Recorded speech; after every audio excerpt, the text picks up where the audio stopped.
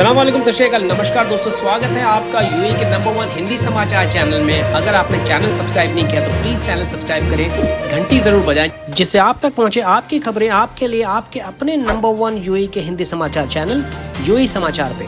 UAE के national emergency crisis और disaster management authority ने इस खबर का सिरे से खंडन किया है जिसमें ये कहा गया है कि दुबई और यूएई के सारे तमाम शॉपिंग मॉल्स आने वाले आगामी 2 हफ्तों के लिए बंद किए जाएंगे। अथॉरिटी ने लोगों से आग्रह किया है कि इस तरह की कोई भी जानकारी के लिए केवल ऑफिशियल सूत्रों से प्राप्त समाचार पे ही विश्वास करें। दुबई पूरी तरीके से तैयार है विदेशी यात्रियों टूरिस्ट का स्वागत करने के लिए। ये जानकारी देते हुए एयरलाइंस के एक प्रवक्ता ने कहा है कि वो सारे टूरिस्ट जो दुबई आना चाहते हैं उनका कोविड-19 टेस्ट होना जरूरी है 96 घंटे पहले फ्लाइट की बोर्डिंग से।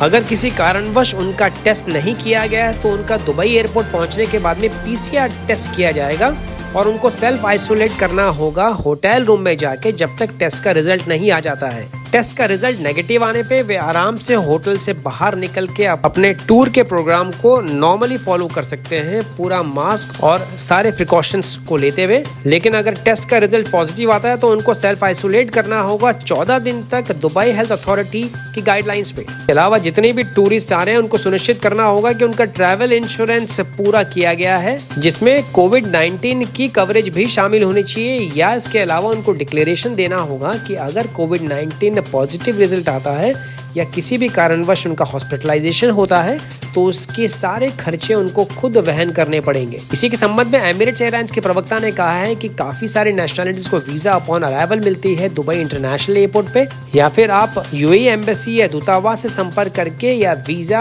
होटल के थ्रू भी ले सकते हैं, या अपनी एयरलाइंस और ट्रैवल एजेंसीज को भी संपर्क कर सकते हैं। इसके अलावा टूरिस्ट को अपना हेल्थ डिक्लेरेशन फॉर्म भी भरना होगा जिसमें ये भी लिखा जाएगा कि आप बिल्कुल भी कोविड-19 के सारे लक्षणों से फ्री है हवाई यात्रा लेने के पहले। दुबई पहुंचने के बाद में यूएई की हेल्थ अथॉरिटी का ट्रेसिंग ऐप अल हुस्न भी डाउनलोड करना होगा जिससे कि हेल्थ अथॉरिटी के अधिकारी आपके साथ में संपर्क में रह सके। उरुग्वे से तकरीबन 4,500 हॉलिस्टाइन काउस का जत्था लेकर पूरी खेप लेकर एक व्यापारिक जहाज पहुंचा है अबू धाबी अमीरात के खलीफा पोर्ट में 40 दिन की यात्रा तय करने के बाद। जानकारी दी श्रीमती मरियम हरेब अल महरी जो कि मिनिस्टर ऑफ स्टेट हैं फूड सिक्योरिटी के।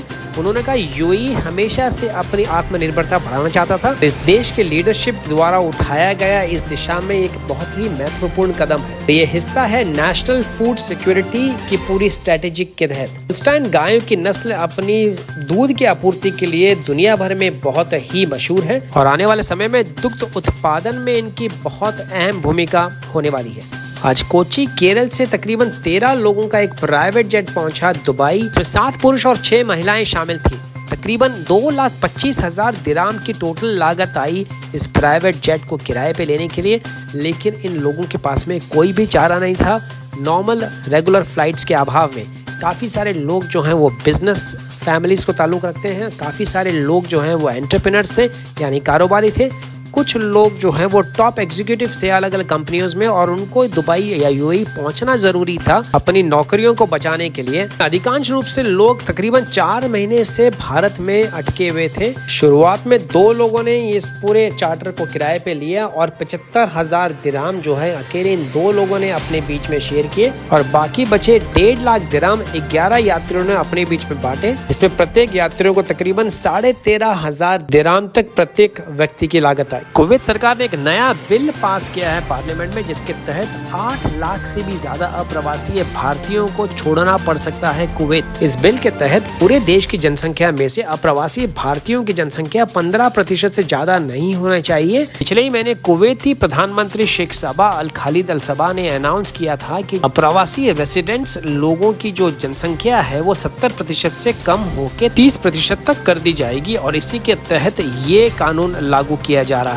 ताजा आंकड़ों के मुताबिक पूरे कुवैत की जनसंख्या है 4.3 मिलियन यानी 43 लाख, जिसमें से कुवैतीस की पॉपुलेशन है 13 लाख और जितने भी अप्रवासी रेसिडेंट्स हैं उनकी पॉपुलेशन है 30 लाख और इन 30 लाख में से अप्रवासी भारतीयों की जनसंख्या है तकरीबन 15 लाख। केरल में यूएई कॉन्सुलेट के दफ्तर में कार्य करने वाले एक भूतपूर्व अधिकारी को गिरफ्तार किया गया है 30 किलो के सोने की तस्करी करने के आरोप में। इस संदर्भ में नई दिल्ली स्थित यूएई दूतावास ने भारतीय मीडिया में छपे इस खबर की निंदा करते हुए कहा है कि यूएई दूतावास का कोई भी अधिकारी या स्टाफ इन गतिविधियों में लिप्त नहीं था। के पीछे तिरुवनंतपुरम में लोकली ही नियुक्त एक अधिकारी लिप्त पाया गया है, जिसको पहले से ही आचरण के मामले में निलंबित कर दिया गया था। शारजा सरकार ने अनाउंस किया है कि फ्री कोविड-19 टेस्ट अब पूरे शारजा में किया जाएगा, जिसके शारजा अमीरात के अलग अलग हिस्सों में ये टेस्ट की सुविधाएं मुहैया कराई जाएगी।